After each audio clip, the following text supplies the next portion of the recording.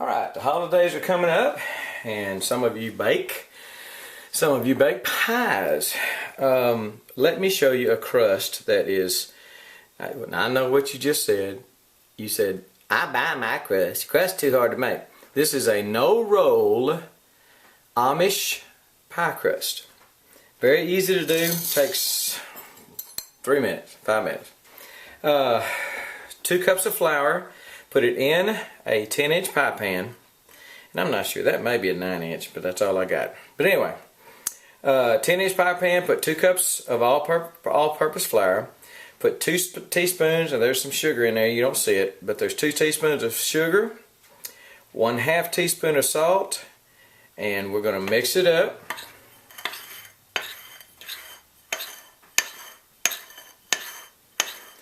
Like I say, this may be a 9-inch, and if so, the crust is going to be a little thicker, but it'll still be good. Alright, we're going to make sure we mix that up real good. You know how to mix. I don't have to show you how to mix. Alright, that's mixed up.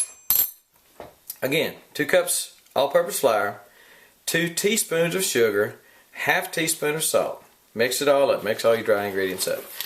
2/3 of a cup of cooking oil, Wesson oil. I don't think I would use olive oil in a pie.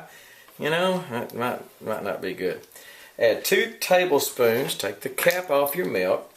Add 2 tablespoons of milk to the oil. And you just said, but milk and oil don't mix. Well, you're right. It don't unless you help it. So you come in here.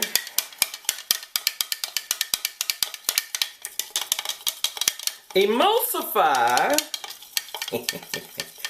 Mix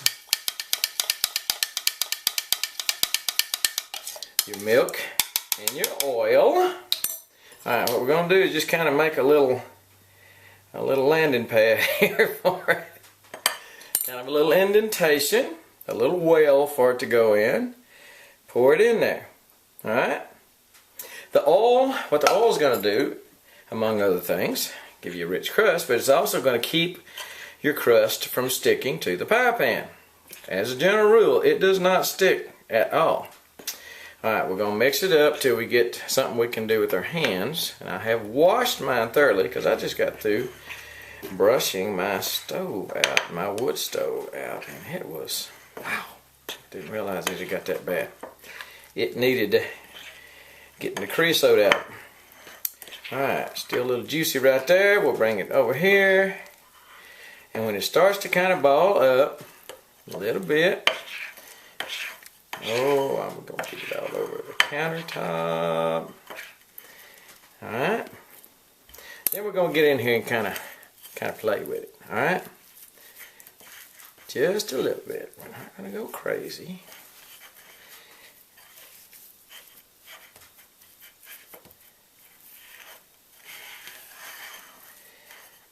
I'm going to probably turn the camera off and come back and finish this. You know what I'm doing. Alright. Alright, we're going to start on the sides first and start bringing it up the side. Okay.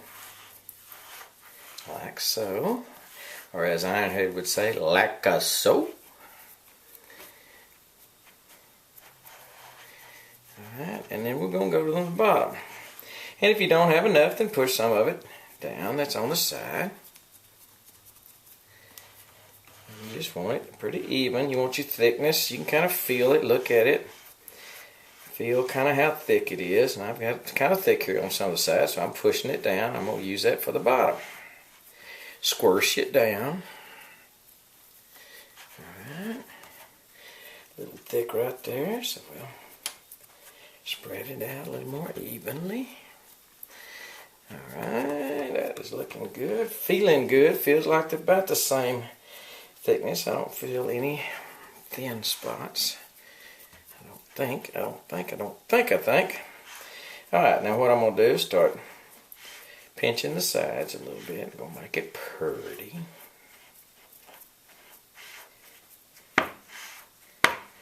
And at this point, like I say, you can still push some down if you think you've got too much here on the side and you need to relieve it somewhat. I wiped off the counter, but now it's getting kind of messy again. Alright. Now, what you need to do is either use a fork. What I do is come in here. I have to get a wide close-up of this. And just pinch it. Pinch it. Depends on where you're from. You may pinch it.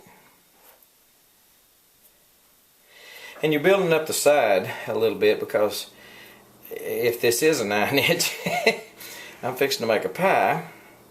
And it is going to fill this little puppy up. Now, I might want some sideboards on it, you know what I'm saying? So, this will make my sideboards. Now, right now you have got your oven preheating at Po 25.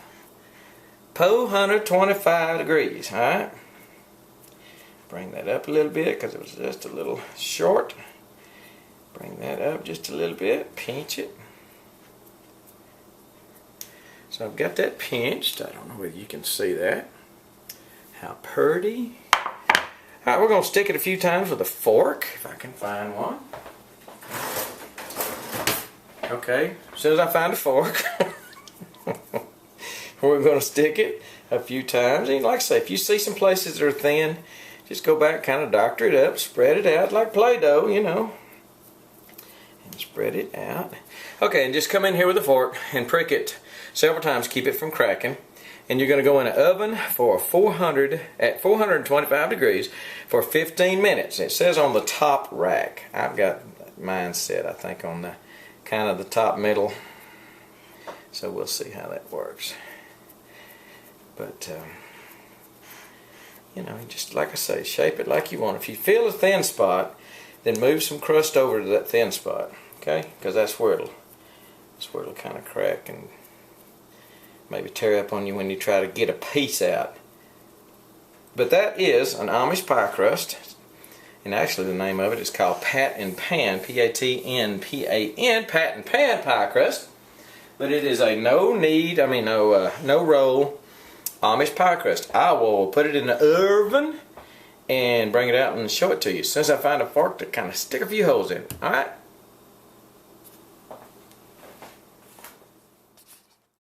Okay, this is the crust after it comes out of the oven. Kind of golden brown. Yeah, I could have left it a little bit longer and it would have kind of gotten brown in the center. But again, this is an Amish pie crust. Try it instead of buying one of the pie crusts and see if you like it. I'm doing this video separate. I'm making a pecan pie right now, but I'm doing the video separate simply because a lot of you have your own pie recipes, your favorite pie recipes, and you buy store-bought pies. Don't do that. Try to make this at least once, and I think you'll like it. It's very flaky. It's tasty. It's just the crust itself tastes good. So give it a shot. It's an Amish pie crust, no roll. You watch me just pat it out. I think you'll like it. And then now I'm going to go pour some pecan pie in it. I'm making a pecan pie video. If you like pecan pie, you better watch that one too. Alright? That's it. We gone.